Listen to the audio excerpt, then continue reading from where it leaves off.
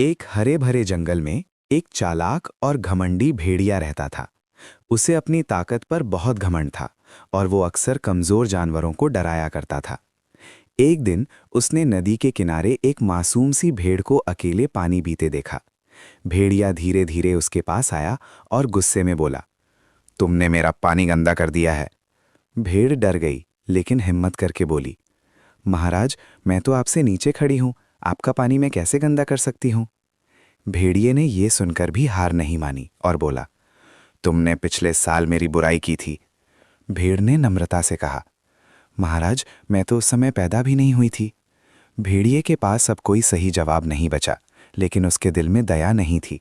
वो अपनी ताकत के घमंड में अंधा हो चुका था। उसने सच्चाई नहीं सुनी और झूठे बहाने बनाकर भेड़ पर हमला कर दिया। इस घटना से हमें ये सीख मिलती है कि जब कोई ताकतवर अन्याय पर उतर आए तो वो सच और झूठ में फर्क नहीं करता। सच्चाई हमेशा कमजोर होती है, लेकिन उसका मूल्य सबसे बड़ा होता है।